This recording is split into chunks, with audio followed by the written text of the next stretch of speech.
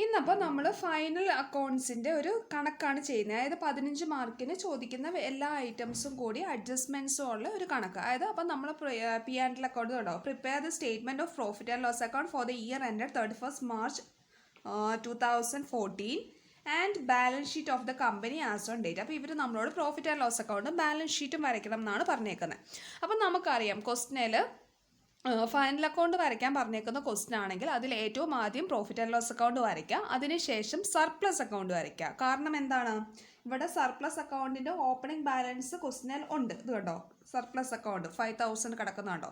അപ്പം ഏറ്റവും ആദ്യം പ്രോഫിറ്റ് ആൻഡ് ലോസ് അക്കൗണ്ട് വരയ്ക്കുക, അതിനുശേഷം സർപ്ലസ് അക്കൗണ്ട് വരയ്ക്കുക, അതിനുശേഷം നമ്മൾ ബാലൻസ് ഷീറ്റ് വരയ്ക്കുക. ഇതാണ് നമ്മുടെ ഓർഡർ. ഇനി നമ്മൾ ക്വസ്റ്റ്യൻ കിട്ടിയാൽ എല്ലാ ഐറ്റംസും ഒന്ന് ഓടിച്ചു നോക്കുക, എല്ലാം എവിടെയാണ് എഴുതേണ്ടത് എന്നുള്ള രീതിക്ക് എല്ലാം ഒന്ന് നോക്കാം. ഫസ്റ്റ് ഐറ്റം കണ്ടോ, share capital 8000 shares of ₹10 each. ഇത് എവിടെ വരുന്ന ഐറ്റമാണ്?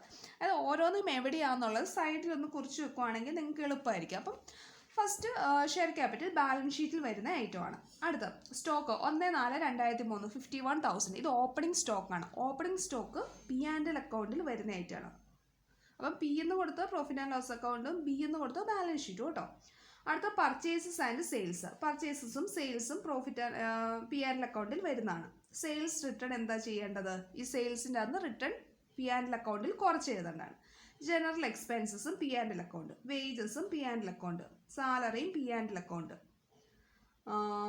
ട്രാവലിംഗ് എക്സ്പെൻസസും P and L account, advertising P and L account, rent and rates P and L account, discount received അതും പ്രോഫിറ്റ് ആൻഡ് ലോസ് അക്കൗണ്ടിൻ്റെ അതർ ഇൻകം എന്നുള്ളടത്ത്, bank ഇൻട്രസ്റ്റും പ്രോഫിറ്റ് ആൻഡ് ലോസ് അക്കൗണ്ടിൻ്റെ അവിടെ ഫിനാൻസ് കോസ്റ്റ് എന്നുള്ളടത്ത്, ബാഡ് ഡെറ്റ്സ് അതും എവിടെയാണ്? P and account.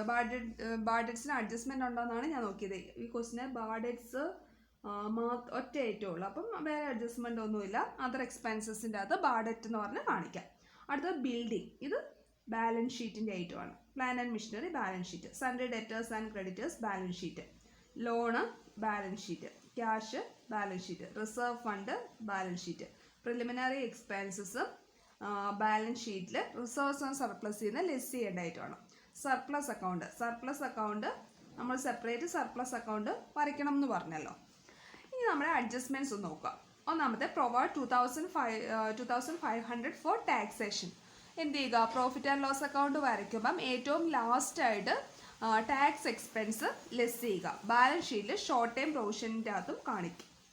അടുത്തത് dividend at 15% on share capital was to be provided. ഇത് പ്രൊപ്പോസ്ഡ് ഡിവിഡൻഡ് ആണ്, ഒരു പേരും പറഞ്ഞു തന്നിട്ടില്ലല്ലോ. ഷെയർ ക്യാപിറ്റലിൻ്റെ 15% എന്നല്ലേ പറഞ്ഞിട്ടുള്ളൂ. അപ്പോൾ ഇത് പ്രൊപ്പോസ്ഡ് ഡിവിഡൻഡ് ആണ്.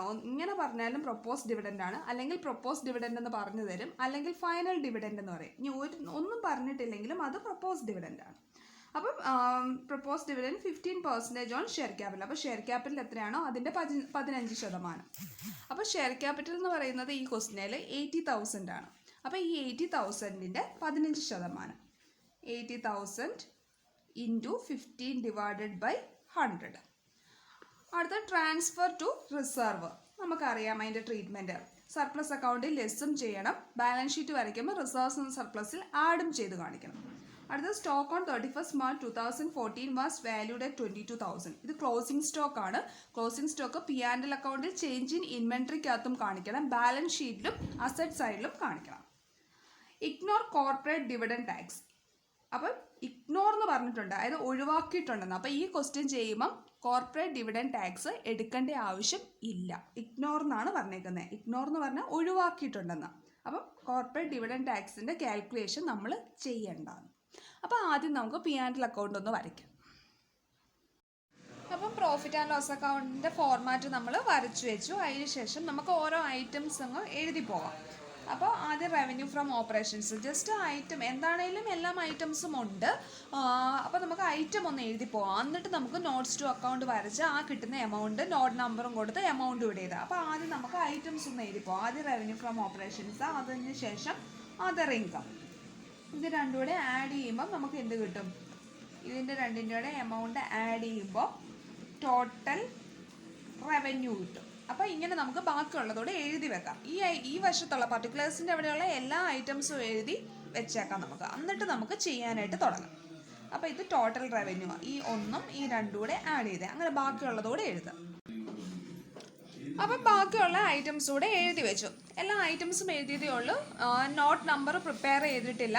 അപ്പോൾ ഐറ്റംസ് എല്ലാം എഴുതി വെച്ചു. ഇനി അതിന് ശേഷം നമുക്ക് നോട്ട് പ്രിപ്പയർ ചെയ്യാം. നോട്ട്സ് ടു അക്കൗണ്ട്സ് പ്രിപ്പയർ ചെയ്യാം. നോട്ട്സ് ടു അക്കൗണ്ട്സ് പ്രിപ്പയർ ചെയ്തതിന് ശേഷം നമുക്ക് ഇങ്ങോട്ട് അതിൻ്റെ ഓരോന്നിൻ്റെ എമൗണ്ട് എഴുതാം. ഇനിയിപ്പോൾ ഈ ചില ഐറ്റം ഇല്ലെന്ന് കരുതുക, കോസ്റ്റ് ഓഫ് മെറ്റീരിയൽസ് കൺസ്യൂംഡ് ഇല്ലെന്ന് കരുതുക. അപ്പം ജസ്റ്റ് ഇവിടെ ഒരു വര ഇട്ടേച്ചാൽ മതി. എഴുതി വെക്കുക, ജസ്റ്റ് വരയിട്ട് വെച്ച് വെക്കുക. അപ്പം നമുക്ക് ആദ്യം റവന്യൂ ഫ്രം ഓപ്പറേഷൻസ്. അപ്പോൾ നമ്മൾ ഫോർമാറ്റ് എഴുതി വെച്ചു. ഇനി അതിന് ശേഷം ഫോർമാറ്റ് ആണെന്ന് എഴുതി ഇൻറ്റു ഇട്ട് വെച്ചേക്കരുത്, നമുക്ക് എമൗണ്ട് ഇടാനുള്ളതാണ്. അപ്പം ആദ്യം ഒന്നാമത്തെ റവന്യൂ ഫ്രം ഓപ്പറേഷൻസ്. അപ്പം നമുക്ക് ഇനി revenue from operations note to account അതിൻ്റെ വരയ്ക്കാം.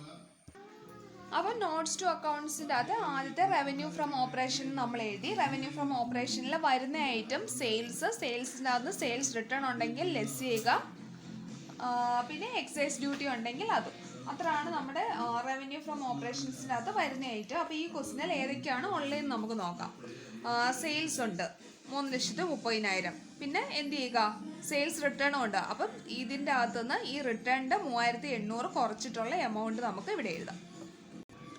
അപ്പം സെയിൽസിൻ്റെ അകത്ത് സെയിൽസ് റിട്ടേൺ ലെസ് ചെയ്തു. അപ്പം 3,26,200 നമുക്ക് കിട്ടും.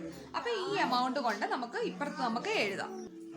അപ്പോൾ ഇവിടെ റവന്യൂ ഫ്രം ഓപ്പറേഷന് നേരെ നോട്ട് നമ്പർ 1 എന്ന് കൊടുത്തു. എമൗണ്ട് 3,26,200 എന്ന് കൊടുക്കാം. ഇനി അടുത്ത് നമുക്ക് വരയ്ക്കേണ്ട അതർ ഇൻകംസ് റിസീവ്ഡ് ആണ്. അപ്പോൾ നമ്മൾ നോട്ട്സ് ടു അക്കൗണ്ടിൽ വരിക. ഇനി നമുക്ക് അതർ ഇൻകം റിസീവ്ഡിൻ്റെ നോട്ട് ടു അക്കൗണ്ട് വരയ്ക്കാം. അതർ ഇൻകംസ്, ഈ ക്വസ്റ്റിനിൽ ഏതെങ്കിലും ഇൻകം ഉണ്ടോ എന്ന് നമുക്ക് ഇനി നോക്കുക. അതർ ഇൻകം ഏതെങ്കിലും ഉണ്ടോ എന്ന് നോക്കുക. ഇവിടെ ഒരു ഡിസ്കൗണ്ട് റിസീവ്ഡ് ഉണ്ട്. അപ്പം ഡിസ്കൗണ്ട് റിസീവ്ഡ് നമ്മൾ എഴുതിപ്പോയ ഐറ്റംസ് നമുക്കൊന്ന് ടിക്കിട്ട് പോയേക്കാം. അടുത്ത ഡിസ്കൗണ്ട് റിസീവ്ഡ് 2,200. അപ്പോൾ അത് നമുക്കൊന്ന് എഴുതാം. അപ്പം ഡിസ്കൗണ്ട് റിസീവ്ഡ് മാത്രമേ ഈ ക്വസ്റ്റിനിൽ അതർ ഇൻകം ഉള്ളൂ. അപ്പം നമ്മൾ ആ 2,200 മറ്റേ മെയിൻ ഫോർമാറ്റിൽ കൊണ്ടുവരുന്നു. അപ്പം അതർ ഇൻകത്തിൻ്റെ ഇവിടെ നോട്ട് നമ്പർ 2 ആയിരുന്നു. എമൗണ്ട് 2,200. അപ്പോൾ ഇത് ആഡ് ചെയ്യുക. 3,26,200 2020 ആഡ് ചെയ്യുക. അപ്പോൾ 3,28,400 കിട്ടും. അപ്പോൾ ടോട്ടൽ റവന്യൂ ആയി. ഇനി അടുത്ത എക്സ്പെൻസസ് സൈഡിൽ ആദ്യം കോസ്റ്റ് ഓഫ് മെറ്റീരിയൽസ് കൺസ്യൂംഡ് ആണ്. ഈ ക്വസ്റ്റിന് opening stock of raw material, closing stock of raw material, purchase of raw material, അങ്ങനെ ഒരു റോ മെറ്റീരിയലിന് കൂടിയുള്ള ഐറ്റം ഇല്ല. അതുകൊണ്ട് നമുക്ക് അവിടെ എമൗണ്ട് ഇല്ല. അടുത്ത പർച്ചേസസ് എന്നുള്ള ഹെഡിൽ എന്തൊക്കെയാണ് വരുന്നത്? പർച്ചേസസ് ഉണ്ടെങ്കിൽ പർച്ചേസസ് എഴുതുക, റിട്ടേൺ ഉണ്ടെങ്കിൽ ലെസ് ചെയ്യുക, പിന്നെ ഫ്രൈറ്റ് ഉണ്ടെങ്കിൽ ആഡ് ചെയ്യുക. ഫ്രൈറ്റ് ഈ ക്വസ്റ്റിന് ഇല്ല. അപ്പം നമുക്ക് പർച്ചേസസ് ഉണ്ട്,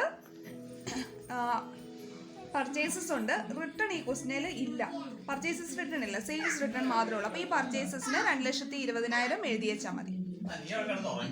അപ്പോൾ പർച്ചേസസ് മാത്രമേ ഉള്ളൂ. അപ്പോൾ 2,20,000 ഇവിടെ എഴുതി. ഇനിയിപ്പോൾ ഈ ക്വസ്റ്റ്യൻ ഇവിടെ ആയിരുന്നേലും ഒരൈറ്റം മാത്രമല്ലേ ഉള്ളൂ. അപ്പോൾ നേരെ ഇവിടെ എഴുതിയാലും മതി, നോട്ട്സ് ടു അക്കൗണ്ടിലോട്ട് പോകണം എന്നില്ല.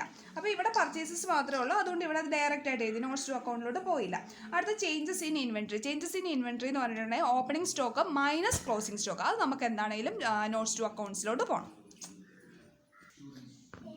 അപ്പോൾ ഓപ്പണിംഗ് സ്റ്റോക്കിൻ്റെ അകത്ത് ക്ലോസിംഗ് സ്റ്റോക്ക് ലെസ് ചെയ്യുക. ക്വസ്റ്റിന് ഓപ്പണിംഗ് സ്റ്റോക്ക് എത്രയാണെന്ന് നോക്കുക. ഓപ്പണിംഗ് സ്റ്റോക്ക് 1/4/2013 എന്ന് പറഞ്ഞാൽ 51,000 കിടപ്പുണ്ട്. അപ്പോൾ അത് ഓപ്പണിംഗ് സ്റ്റോക്കിൻ്റെ നേരെ എഴുതുക, 51,000.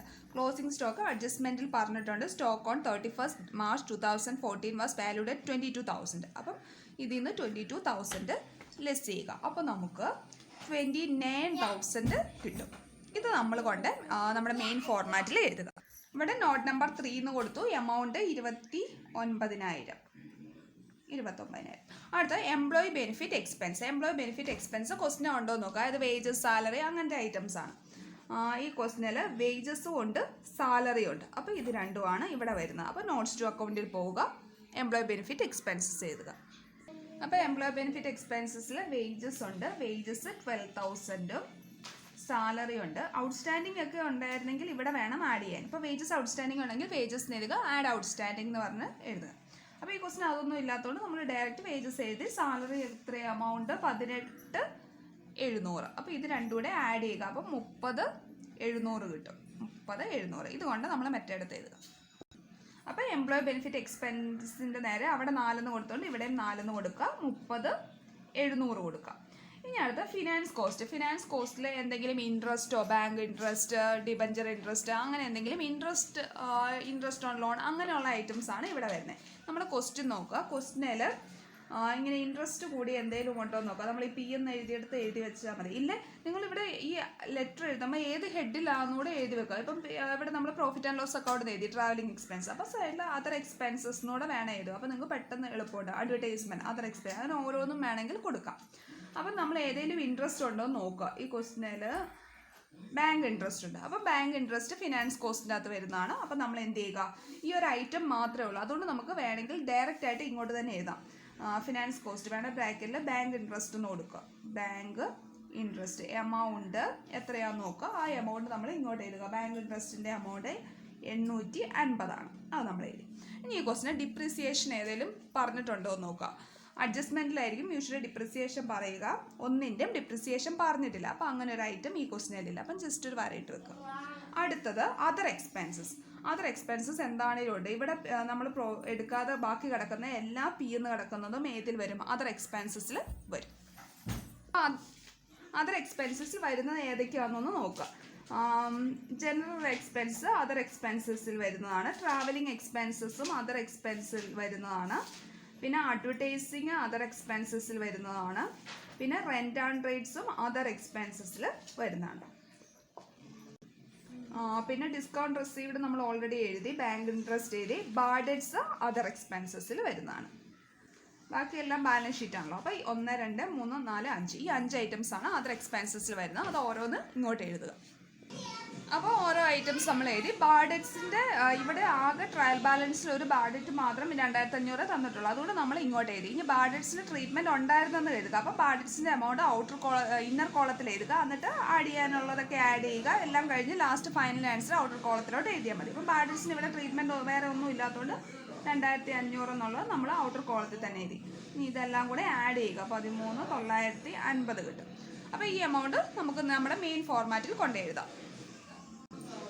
അപ്പോൾ ഇവിടെ 5 എന്ന് കൊടുക്കുക. അതർ എക്സ്പെൻസസിൻ്റെ അവിടെ 5 എന്ന് കൊടുക്കുക. 13,950 എന്ന് കൊടുക്കുക.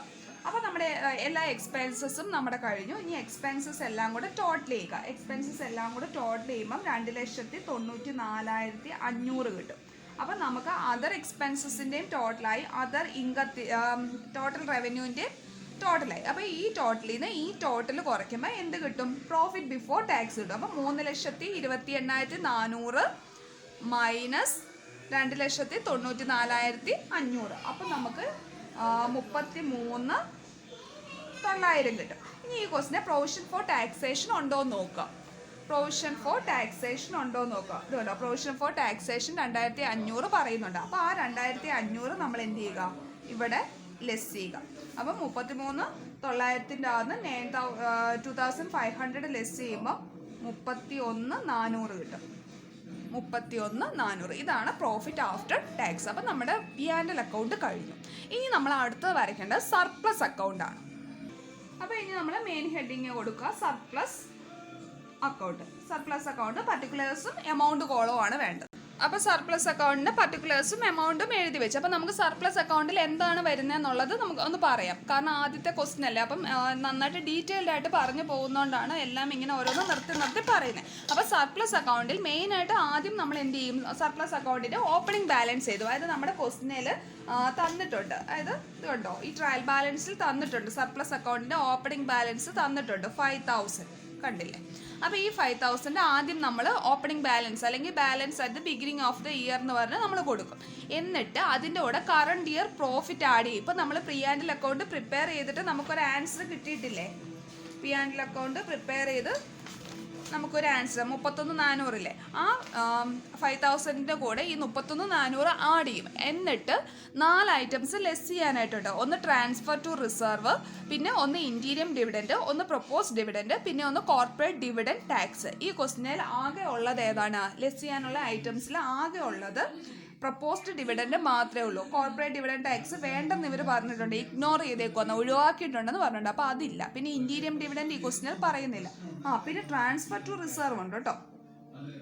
ഇതുണ്ടോ?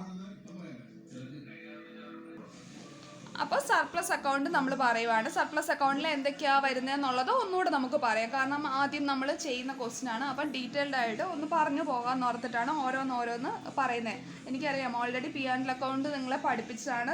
ഈ ഐറ്റംസ് ഒക്കെ എങ്ങനെ എഴുതി അവിടെ കൊണ്ട് എഴുതുന്നതെന്ന് നിങ്ങൾക്ക് അറിയാമെന്ന് എനിക്കറിയാം. എന്നാലും നമ്മൾ ആദ്യം ചെയ്യുന്ന കണക്കായതുകൊണ്ടാണ് ഫുള്ളി എക്സ്പ്ലെയിൻ ചെയ്ത് പറയുന്നത്.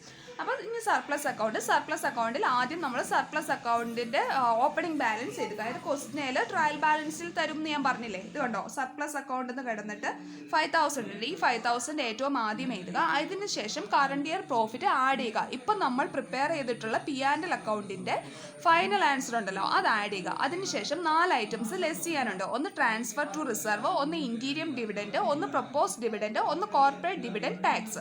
അതായത് 4 ഐറ്റംസിൻ്റെ അകത്ത് ഈ ക്വസ്റ്റ്യനിൽ ഉള്ളത് ട്രാൻസ്ഫർ ടു റിസർവ് ഉണ്ട്. അതുകൊണ്ട് ട്രാൻസ്ഫർ ടു റിസർവ് 10,000 ഉണ്ട്. അതുപോലെ തന്നെ പ്രപ്പോസ്ഡ് ഡിവിഡൻഡ് അല്ലെങ്കിൽ ഫൈനൽ ഡിവിഡൻഡ് ഷെയർ ക്യാപിറ്റലിൻ്റെ 15% എന്ന് പറഞ്ഞിട്ടുണ്ട്. അപ്പോൾ ഇത് രണ്ടുമാണ് ലെസ് ചെയ്യാനുള്ളത്. കോർപ്പറേറ്റ് ഡിവിഡൻഡ് ടാക്സ് ഒഴിവാക്കാനായിട്ട് ഇവർ പറഞ്ഞിട്ടുണ്ട്. അപ്പോൾ അത് വേണ്ട. പിന്നെ ഇൻറ്റീരിയം ഡിവിഡൻഡ് ഈ ക്വസ്റ്റ്യനിൽ ഇല്ല. അപ്പോൾ നമുക്കിതൊന്ന് എഴുതാൻ. അപ്പോൾ ബാലൻസ് ആയിട്ട് ബിഗിനിങ് ഓഫ് ദി ഇയർ എന്ന് പറഞ്ഞ് എഴുതി നമ്മുടെ ക്വസ്റ്റ്യനിൽ സർപ്ലസ് അക്കൗണ്ടിൻ്റെ ഓപ്പണിംഗ് ബാലൻസ് 5,000 ഇവിടെ എഴുതണം. 5,000 എന്ന് കൊടുത്തു. ഇനി കറണ്ട് ഇയർ പ്രോഫിറ്റ് ആഡ് ചെയ്യണം. Add current year profit. Current year profit ഇപ്പം നമ്മൾ പ്രിപ്പയർ ചെയ്ത P&L അക്കൗണ്ടിൻ്റെ ഫൈനൽ ആൻസർ അതായത് 31,400. ഇത് രണ്ടും കൂടെ ആഡ് ചെയ്യുക. അപ്പോൾ ഇത് രണ്ടും കൂടെ ആഡ് ചെയ്തപ്പോൾ 36,400 കിട്ടി. ഇനി നമുക്ക് ലെസ് ചെയ്യാനായിട്ടുള്ള ഐറ്റംസ് എഴുതാം. Transfer to reserve 10,000. അപ്പോൾ ആ 10,000 എമൗണ്ട് കോളത്തിൽ എഴുതി 10,000. പിന്നെ ഉള്ള ഒരു ഐറ്റം ഏതാണ്? പ്രപ്പോസ്ഡ് ഡിവിഡൻഡ് ആണ്. ഇന്ത്യയിലെ ഡിവിഡൻഡ് ഇല്ലായിരുന്നല്ലോ. പ്രപ്പോസ്ഡ് ഡിവിഡൻഡ് ക്വസ്റ്റ്യനിൽ പറഞ്ഞേക്കുന്നത് എന്താണ്? ഷെയർ ക്യാപിറ്റലിൻ്റെ 15% എന്നല്ലേ. ഷെയർ ക്യാപിറ്റൽ ക്വസ്റ്റ്യനിൽ 80,000 ആണ് ഷെയർ ക്യാപിറ്റൽ ക്വസ്റ്റ്യൻ തന്നിരിക്കുന്നത്. കണ്ടോ ഈ ക്വസ്റ്റ്യനിൽ ഷെയർ ക്യാപിറ്റൽ എന്ന് പറയുന്നത് 80,000 ആണ്. ഈ 80,000ൻ്റെ 15% എന്നാണ് പറഞ്ഞേക്കുന്നത്. അപ്പം ഇനിയിപ്പോൾ പറഞ്ഞില്ല പ്രപ്പോസ്ഡ് ഡിവിഡൻഡ് 15% എന്ന് കണ്ടാലും ഏതിൻ്റെയാണ്? പ്രപ്പോസ്ഡ് ഡിവിഡൻഡ് എപ്പോഴും ഷെയർ ക്യാപിറ്റലിൻ്റെയാണ്, പെയ്ഡ് അപ്പ് ഷെയർ ക്യാപിറ്റലിൻ്റെയാണ്. അപ്പോൾ 80,000 ഇൻറ്റു 15 ഡിവൈഡഡ് ബൈ 100. അപ്പം ഇതിൽ നിന്ന് ഈ 2 ഐറ്റംസ് ലെസ് ചെയ്യുക. അപ്പോൾ 14,400 കിട്ടും.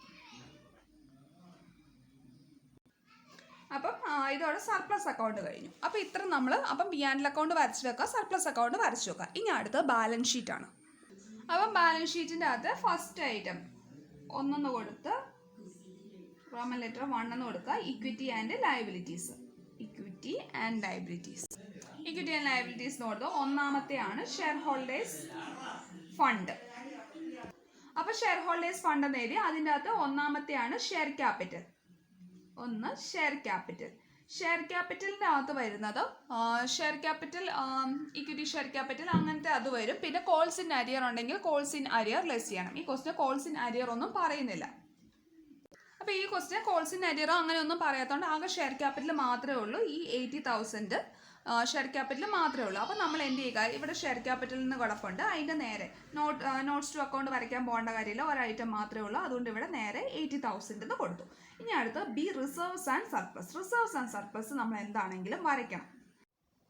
അപ്പോൾ റിസർവ്സ് ആൻഡ് സർപ്ലസിൻ്റെ നോട്ട് ടു അക്കൗണ്ട് ആണിത്. ആദ്യം നമ്മൾ ക്വസ്റ്റ്യനുള്ള റിസർവ് ഫണ്ട് എഴുതി 23,000. പിന്നെ അതിനോട് ട്രാൻസ്ഫർ ടു റിസർവ് ആഡ് ചെയ്തു.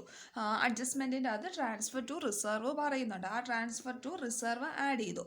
പിന്നെ സർപ്ലസ് അക്കൗണ്ട്, നമ്മളൊരു സർപ്ലസ് അക്കൗണ്ട് വരച്ചല്ലോ. ആ സർപ്ലസ് അക്കൗണ്ടിൻ്റെ ഫൈനൽ ആൻസർ ഇവിടെ കൊണ്ട് എഴുതി.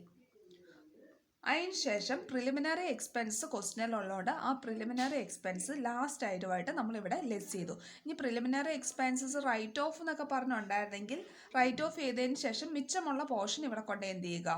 എഴുതുക. ഈ ക്വസ്റ്റ്യൻ റൈറ്റ് ഓഫ് ഒന്നും ഇല്ല, ജസ്റ്റ് അൺറിട്ടൺ പോർഷൻ മാത്രമേ ഉള്ളൂ. അതുകൊണ്ട് ഫുൾ എമൗണ്ട് നമ്മളിവിടെ എഴുതി. ദെൻ ഈ എമൗണ്ട് കൊണ്ട് നമ്മളിനി നമ്മുടെ മെയിൻ ഫോർമാറ്റിൽ കാണിക്കും. അപ്പോൾ ഇവിടെ 36,400 നമ്മൾ കാണിക്കും. അപ്പോൾ ഷെയർ ക്യാപിറ്റലിൻ്റെ എമൗണ്ട് എഴുതി, റിസർവ്സ് ആൻഡ് സർപ്ലസിൻ്റെ എമൗണ്ട് എഴുതി. ഇനി ഫോർമാറ്റിൽ അടുത്ത money received against share warrant. അത് ഈ ക്വസ്റ്റ്യനിൽ ഇല്ല. അത് മിക്ക ക്വസ്റ്റ്യനിലും വരാൻ ചാൻസ് കുറവാണ്. അടുത്തത് share application money pending allotment, അതും ഇല്ല. അടുത്തത് നോൺ കറണ്ട് ലയബിലിറ്റീസ് ആണ്. അപ്പം ഈ നോൺ കറണ്ട് ലയബിലിറ്റീസിന് ഹെഡിങ് കൊടുക്കുക. അപ്പം നോൺ കറണ്ട് ലയബിലിറ്റീസിനകത്ത് ഒന്നാമത്തെ ലോങ് ടേം ബോറോവിങ്സ്. അപ്പം നമ്മൾ ക്വസ്റ്റിനിൽ ലോൺ എന്ന് പറഞ്ഞൊരു ഐറ്റം ഉണ്ട്. അപ്പം ലോൺ എന്ന് പറഞ്ഞ ഐറ്റം ഇത് കണ്ടോ, ലോണ് 55,500 രൂപ ലോണ്. അപ്പം ഈ 55,500 അല്ല, ലോണ് 75,000. അപ്പം ഈ 75,000 ഈ ലോണിൻ്റെ എമൗണ്ട് ഇവിടെ വേണം നമ്മൾ കാണിക്കാനായിട്ട്. അപ്പോൾ ഈ ഒരു ഐറ്റം മാത്രമേ ഉള്ളൂ. അതുകൊണ്ട് നമുക്ക് ബ്രാക്കറ്റിൽ ബാങ്ക് ലോൺ കൊടുക്കുക, എന്നിട്ട് ഒരു ഐറ്റം മാത്രമേ ഉള്ളൂ. അപ്പോൾ എമൗണ്ട് നമുക്ക് ഇവിടെ തന്നെ കൊടുക്കാം, 75,000. ഇനി നോൺ കറണ്ട് ലയബിലിറ്റീസിലെ ബാക്കി ഒരു ഹെഡിലെ ഐറ്റംസ് ഇവിടെ വരുന്നില്ല. ഇനി അടുത്ത 3 കൊടുക്കുക, കറണ്ട് ലയബിലിറ്റീസ്. കറണ്ട് ലയബിലിറ്റീസിൻ്റെ അത് ഒന്നാമത്തെ ഷോർട്ട് ടൈം ബോറോവിങ്സ്. കറണ്ട് ലയബിലിറ്റീസിലെ ആദ്യത്തെ short time borrowings. Short time ബോറോവിങ്സിൻ്റെ ഒരു ഐറ്റവും ഇവിടെ ഇല്ല. പിന്നെ ഒന്നുള്ളത് അടുത്ത ട്രേഡ് പേയബിൾ. ട്രേഡ് പേയബിളിൻ്റെ അകത്ത് വരുന്ന ബിൽസ് പേയബിളും പിന്നെ സൺട്രി ക്രെഡിറ്ററും ആണ്. അപ്പം ക്വസ്റ്റിന് സൺട്രി ക്രെഡിറ്റർ അല്ലെങ്കിൽ ബിൽസ് പേയബിൾ ഉണ്ടോ എന്ന് നോക്കുക. സൺട്രി ക്രെഡിറ്റർ ഉണ്ട്. Sundry creditor 55,500. ബിൽസ് പേയബിൾ ഇല്ല. അപ്പം നോട്ട് ടു അക്കൗണ്ട് വരയ്ക്കേണ്ട, ഇവിടെ നേരെ 55,500 എന്ന് പറഞ്ഞ് കൊടുക്കുക. ഐറ്റം എന്താണ്? Sundry creditor.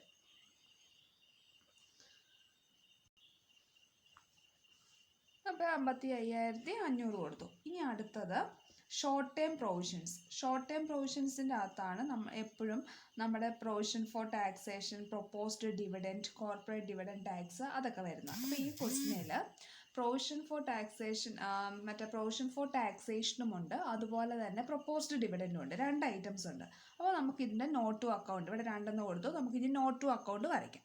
അപ്പോൾ ഇവിടെയും 2 കൊടുക്കുക. ഷോർട്ട് ടേം പ്രൊവിഷൻസിന് ഹെഡിങ് കൊടുക്കുക, ഷോർട്ട് ടേം പ്രൊവിഷൻസ്. എന്നിട്ട് ഫസ്റ്റ് ഐറ്റം എന്താണ്? Provision for taxation. Provision for taxation 2,500ഉം പ്രൊപ്പോസ്ഡ് ഡിവിഡൻറ്റ് 12,000. ഇത് രണ്ടും കൂടെ ആഡ് ചെയ്യുമ്പോൾ 14,500 കിട്ടും. അപ്പോൾ ഈ എമൗണ്ട് അപ്പുറം കൊണ്ട് എഴുതുക. അപ്പോൾ ഇത്ര ഐറ്റംസ് ആണ് ബാലൻസ് ഷീറ്റിൻ്റെ ഇക്വിറ്റി ആൻഡ് ലയബിലിറ്റീസ് എന്നുള്ള സൈഡിൽ വരുന്നത്. അപ്പോൾ ഈ എല്ലാ ഐറ്റംസിൻ്റെയും ടോട്ടൽ ഇനി ചെയ്യുക. അപ്പം നമ്മുടെ ടോട്ടലിന് ഇവിടെ എഴുതി വെക്കുക. അപ്പം ലയബിലിറ്റീസിൻ്റെ ടോട്ടൽ കിട്ടും. അപ്പോൾ ബാലൻസ് ഷീറ്റിൻ്റെ അസറ്റ് സൈഡ് കഴിഞ്ഞു, ലയബിലിറ്റി സൈഡ് കഴിഞ്ഞു. ഇനി അസറ്റ് സൈഡ്. അപ്പം 2 എഴുതി അസറ്റ്സ് എന്ന് കൊടുക്കുക. അപ്പോൾ ഇനി നമ്മൾ ക്വസ്റ്റിനേരോട് നോക്കുക, ഏതൊക്കെ ഐറ്റംസ് ആണെന്നുള്ളത് നോക്കുക. അസറ്റ്സ് 2 ആണുള്ളത്. ഒന്ന് നോൺ കറണ്ട് അസറ്റും 2 കറണ്ട് അസറ്റും. നോൺ കറണ്ട് അസറ്റിൻ്റെ അകത്ത് ആദ്യത്തെ ഫിക്സഡ് അസറ്റ്.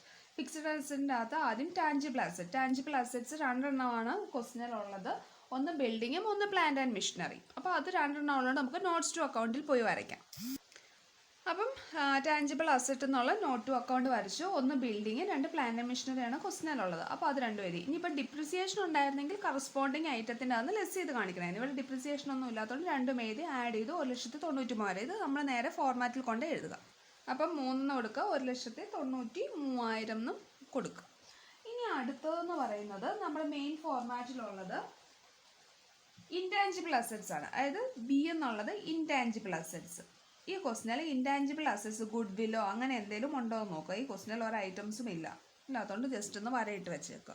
അപ്പോൾ ഇനി അടുത്തത് ഒന്ന് നോൺ കറണ്ട് അസറ്റ് ആണ്. ഇനി 2 കൊടുക്കുക, കറണ്ട് അസറ്റ് എന്ന് എഴുതുക. അപ്പം 2 കറണ്ട് അസറ്റ് എന്ന് കൊടുക്കുക. അതിൻ്റെ അകത്ത് ഒന്നാമത്തെ കറണ്ട് ഇൻവെസ്റ്റ്മെൻറ്റ്. നമ്മുടെ ക്വസ്റ്റിന് കറണ്ട് ഇൻവെസ്റ്റ്മെൻറ്റ് ഒന്നുമില്ല, അതുകൊണ്ട് അത് എഴുതേണ്ട ആവശ്യമില്ല. പിന്നെ ഇൻവെൻട്രീസ് ഒരു ഐറ്റം ഉണ്ട്. ഏതാണ്? ഇൻവെൻട്രീസിൻ്റെ അകത്ത് വരുന്ന ഒരു ഐറ്റം ഏതാണ്? Closing stock. അപ്പം ഇൻവെൻട്രി എന്ന് കൊടുത്ത് ക്ലോസിംഗ് സ്റ്റോക്ക് എന്ന് കൊടുക്കുക. അപ്പോൾ ഇവിടെ എ എന്ന് കൊടുക്കുക, ഇൻവെൻട്രീസ് എന്ന് കൊടുക്കുക.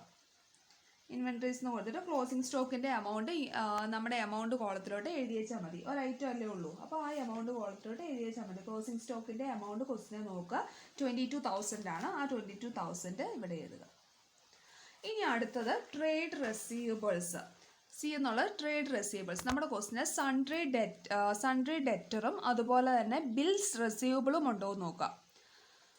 അപ്പം സൺട്രി ഡെറ്റേഴ്സിൻ്റെ ഇനി ബാഡറ്റിൻ്റെ ട്രീറ്റ്മെൻറ്റ് ഉണ്ടായിരുന്നെങ്കിൽ, അതായത് പ്രൊവിഷൻ ഫോർ ഡൗട്ട്ഫുൾ ഡെറ്റ്സ് ഒക്കെ ഉണ്ടായിരുന്നെങ്കിൽ അത് ഈ സൺട്രി ഡെറ്ററിൻ്റെ അവിടെ നമ്മൾ നടത്തണം. ഈ ക്വസ്റ്റിനിൽ അങ്ങനെയൊന്നുമില്ല, ജസ്റ്റ് ഒരു ബാഡറ്റ് ട്രയൽ ബാലൻസിലേ ഉള്ളൂ. അപ്പോൾ അത് ട്രയൽ ബാലൻസിലെ ബാഡറ്റ് ആകെ പി ആൻഡ് അക്കൗണ്ടിൽ മാത്രമേ വരുള്ളൂ, പിന്നെ അതിന് ട്രീറ്റ്മെൻറ്റ് ഇല്ല. ന്യൂ പ്രൊവിഷനൊക്കെ ഉണ്ടായിരുന്നെങ്കിലാണ് സൺഡേ ഡെറ്ററിൻ്റെ അന്ന് ലെസ് ചെയ്യേണ്ടതുള്ളൂ. അപ്പോൾ ഇവിടെ അതൊന്നുമില്ല. അപ്പോൾ നേരെ സൺഡേ ഡെറ്ററിൻ്റെ എമൗണ്ട് എഴുതുക. പിന്നെ ബിൽസ് റിസീവബിൾ ഉണ്ടെങ്കിൽ അതും എഴുതുക. ഈ ക്വസ്റ്റിന് നമ്മുടെ ക്വസ്റ്റിനിൽ ആകെ സൺട്രി ഡെറ്റർ മാത്രമേ ഉള്ളൂ. അതുകൊണ്ട് നോട്ട്സ് ടു അക്കൗണ്ടിൽ പോകേണ്ട കാര്യമില്ല. ഇവിടെ തന്നെ ഡയറക്റ്റ് ആയിട്ട് കൊടുക്കുക. ട്രേഡ് പേയബിൾ എന്നുള്ള ഹെഡ് തന്നെ എഴുതുക. ട്രേഡ് റിസീവബിൾ എന്നുള്ള ഹെഡ് എഴുതുക. ബ്രാക്കറ്റിൽ സൺട്രി ഡെറ്റർ എന്ന് കൊടുക്കുക. എമൗണ്ട് എത്രയാണോ ആ എമൗണ്ടും കൊടുക്കുക. സൺഡേ ഡെറ്ററിൻ്റെ എമൗണ്ട് 45,000. ആ 45,000 എഴുതുക. ഇനി അടുത്തത് സി എന്ന് പറയുന്നത് ക്യാഷ് ആൻഡ് ക്യാഷ് ഈക്വലൻസ് ആണ്. ക്യാഷ് ആൻഡ് ക്യാഷ് ഈക്വലൻസ് നമ്മുടെ ക്വസ്റ്റിനിൽ ക്യാഷ് ഇൻ ഹാൻഡോ ക്യാഷ് ഇൻ ബാങ്കോ അങ്ങനെ എന്തെങ്കിലും ഐറ്റംസ് ഉണ്ടോ എന്ന് നോക്കുക. നമ്മുടെ ക്വസ്റ്റിനിൽ ക്യാഷ് ഇൻ ഹാൻഡ് ഉണ്ട്. അപ്പം ക്യാഷ് ഇൻ ഹാൻഡിൻ്റെ എമൗണ്ട് എന്ന് പറയുന്നത് 1,400 ആണ്. അപ്പോൾ ആ 1,400 കൊടുക്കുക.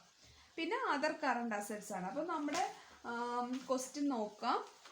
ഇതുണ്ടോ, പ്ലാന്റ് ആൻഡ് മെഷീനറി എഴുതി, ബിൽഡിംഗ് എഴുതി, ക്യാഷ് എഴുതി, 3 ഐറ്റംസ്. പിന്നെ ക്ലോസിംഗ് സ്റ്റോക്കോ അതും എഴുതി. അപ്പോൾ നമ്മുടെ ഐറ്റംസ് തീർന്നു. അപ്പോൾ ഇനി ജസ്റ്റ് ടോട്ടൽ ചെയ്ത് വെച്ചാൽ മതി. അപ്പം ടോട്ടൽ ചെയ്യുമ്പം 2,61,61,400 കിട്ടും. 2,61,400. അപ്പോൾ ഇതാണ് ബാലൻസ് ഷീറ്റിൻ്റെ അസറ്റ് സൈഡിൻ്റെ ടോട്ടൽ. അപ്പോൾ ഇത്രയാണ് ചെയ്യാനായിട്ട് നമുക്ക് ഉള്ളത്. അപ്പം ക്വസ്റ്റ്യൻ കിട്ടിയ ഫൈനൽ അക്കൗണ്ടിൻ്റെ ക്വസ്റ്റ്യനാണ്. ഏറ്റവും ആദ്യം പ്രീ ആൻഡ് അക്കൗണ്ട് വരയ്ക്കുക, അതിന് ശേഷം സർപ്ലസ് അക്കൗണ്ട് വരയ്ക്കുക, അതിനുശേഷം വേണം ബാലൻസ് ഷീറ്റ് വരയ്ക്കാനായിട്ട്. അപ്പോൾ ഈ വീഡിയോ കണ്ട് മനസ്സിലാക്കി ചെയ്യുക. അപ്പോൾ ഇതാണ് ബേസ് എന്ന് പറയുന്നത്. അപ്പോൾ ഇത് വെച്ചിട്ടാണ് ഇതുപോലത്തെ ക്വസ്റ്റ്യൻസ് ആണ് ഇനി അങ്ങോട്ട് നമ്മൾ വർക്കൗട്ട് ചെയ്യുന്നത്. അപ്പോൾ ഈ വീഡിയോ നന്നായിട്ട് 1-2 തവണ കാണുക. അതിനുശേഷം നോട്ടയിലോട്ട് ഈ ക്വസ്റ്റ്യനും എഴുതിയെടുക്കണം, ആൻസറും എഴുതിയെടുക്കണം. ക്വസ്റ്റ്യൻ വിത്ത് ആൻസർ നോട്ടയിലോട്ട് എഴുതി വെക്കുക. ഞാൻ വേറെ വർക്കൗട്ട് ക്വസ്റ്റ്യൻസ് തരുകയും ചെയ്യും.